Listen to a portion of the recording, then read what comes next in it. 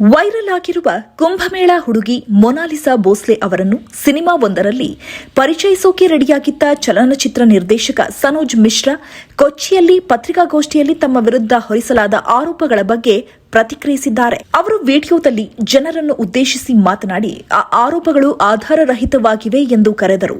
Mona Lisa ಮತ್ತು ಫರ್ಮಾನ್ ಖಾನ್ ಅವರ ವಿವಾಹದ ವಿರುದ್ಧ ಮಾತನಾಡಿದ ನಂತರ ಜಿಹಾದಿಗಳ ಜೊತೆಗೆ ಕೇರಳದ ಕ್ರಿಶ್ಚಿಯನ್ ಮಿಷನರಿಗಳು ತಮ್ಮ ವಿರುದ್ಧ ಕೈಜೋಡಿಸಿದ್ದಾರೆ ಎಂದು ಅವರು ಮತ್ತಷ್ಟು ಉಲ್ಲೇಖಿಸಿದ್ದಾರೆ.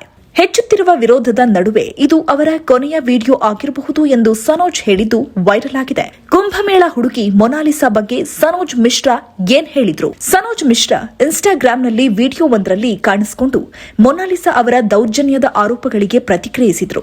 ಜನರಿಗೆ ನಮಸ್ಕಾರಗಳು. ನೀವೆಲ್ಲರೂ ನೋಡುತ್ತಿರುವಂತೆ ಕಳೆದ ಹಲವಾರು ದಿನಗಳಿಂದ ಮೊನಾಲಿಸಾ ಲವ್ ಜಿಹಾದ್ ವಿಷಯ ಬೆಳಕಿಗೆ ಬಂದ ನಂತರ ನಾನು ಅದರ ವಿರುದ್ಧ ಮತ್ತು ಸಂತ್ರಸ್ತ ಕುಟುಂಬವನ್ನ ಬೆಂಬಲಿಸಲು ದೇಶದಾದ್ಯಂತ ಅಭಿಯಾನವನ್ನ ಪ್ರಾರಂಭಿಸಿದೆ. ದೇಶದ ಜನರು ಇದನ್ನ ತುಂಬಾ ಮೆಚ್ಚಿದ್ರು. ಆದರೆ ಈಗ ಪರಿಸ್ಥಿತಿ ಸ್ವಲ್ಪ ಬದಲಾಗಲು ಪ್ರಾರಂಭಿಸಿದೆ.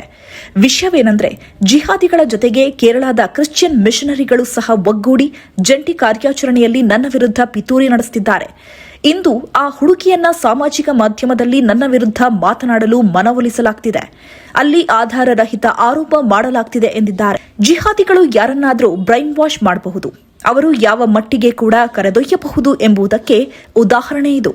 ನಾನು ಕಲಿಸುತ್ತಿದ್ದ ಅದೇ ಹುಡುಗಿ ಇವಳು. ನನ್ನ ಸ್ವಂತ ಮಕ್ಕಳು ನನ್ನ ಮೇಲೆ ಕೋಪಗೊಂಡು ನಾನು ಮೊನಾಲಿಸಾಗೆ ಏಕೆ ಕಲಿಸಿದೆ ಎಂದು ಕೇಳ್ತಾ ಇದ್ರು. ನಾನು ಅವಳೊಂದಿಗೆ ಹೊಂದಿದ್ದ ಬಾಂಧವ್ಯದ ಮಟ್ಟ ಅದು. ಇಂದು ವಿಷಯಗಳನ್ನ ಎಷ್ಟರ ಮಟ್ಟಿಗೆ ತಿರುಚಲಾಗಿದೆ ನೋಡಿ.